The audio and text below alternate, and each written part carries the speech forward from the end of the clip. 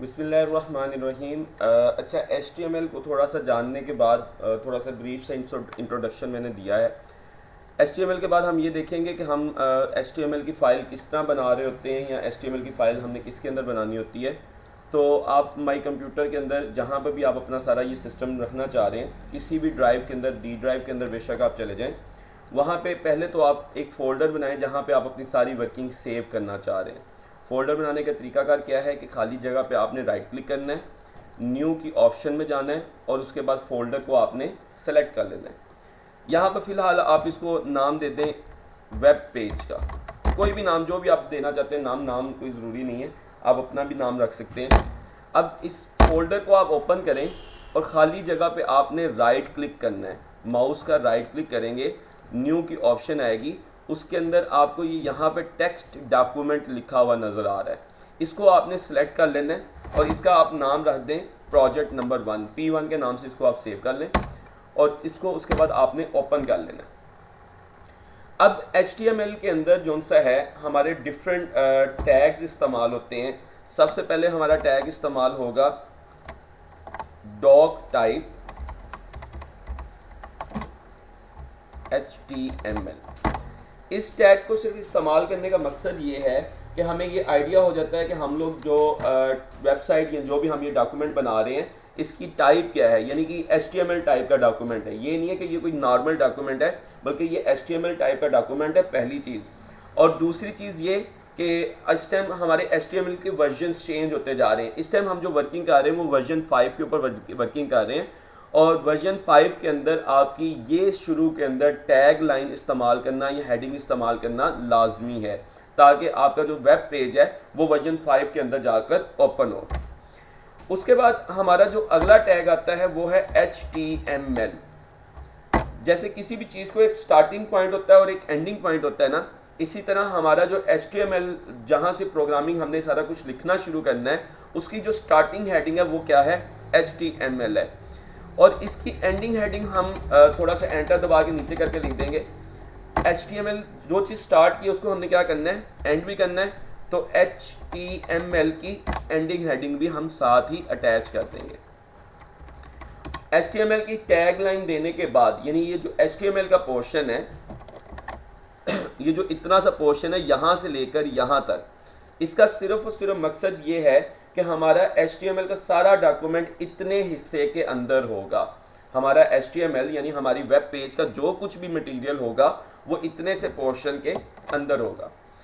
HTML के बाद बेटा जो हमारी अगली टैग लाइन बनती है या अगला टैग जो हमारा बनता है वो है बॉडी का। अगला टैग है हमारा हेड का टैग। हेड का टैग जैसे हमने स्टार्ट किया इसी तरह हेड का टैग हम एंड भी किया करेंगे। अच्छा, HTML का टैग के अंदर हमने काफ़ी स्पेस छोड़ी थी, लेकिन हेड के टैग के अंदर हम ज़्यादा स्पेस नहीं छोड़े, बल्कि उसको स्टार्ट करते साथ ही हमने एंड कर दिया। हेड के टैग के अंदर बेटा आप लोग क्या लिखते हो, हेड के टैग के अंदर हम लोग अपने डॉक्यूमेंट यानी अपनी वेबसाइट का नेम, मतलब अगर हम कोई भी वेबसाइट ओपन करते हैं तो ऊपर उसका नेम शो हो रहा होता है, जहाँ पे सबसे ऊपर होता है कि ये पहली वेबसाइट ओपन है, ये दूसरी, ये तीसरी, आपने 3-4 अगर ओपन किए हो तो हर एक के ऊपर उसका नाम शो हो रहा था कि ये गूगल ओपन हुआ हुआ है, ये क्रोम ओपन हुआ हुआ है, सॉरी ये फेसबुक ओपन हुआ हुआ है, ये सारे।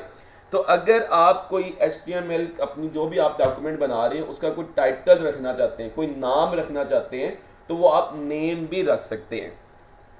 मिसाल के तौर पर अगर आप अपने वेब डॉक्यूमेंट का, वेब पेज का, वेबसाइट का कोई नाम रखना चाहते हैं तो हम टाइटल का लफ्ज़, टाइटल का मतलब होता है नाम, कोई चीज़, तो हम टाइटल का टैग इस्तेमाल करेंगे और उसके बाद टाइटल के टैग में अब हम बेशक बेटा ये आप एक लाइन में कर लो या मुख्तलिफ लाइनों में कर लो, उसमें कोई फ़र्क नहीं पड़ता, लेकिन ज़रूरी ये है कि एक चीज़ स्टार्ट हो रही है और वो चीज़ आपकी एंड भी होनी चाहिए।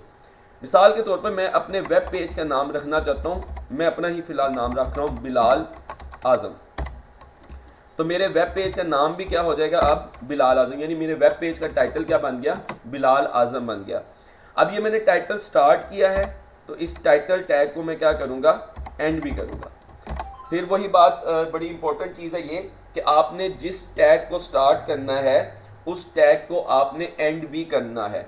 मैंने टाइटल टैग स्टार्ट किया और मैंने टाइटल टैग एंड कर दिया।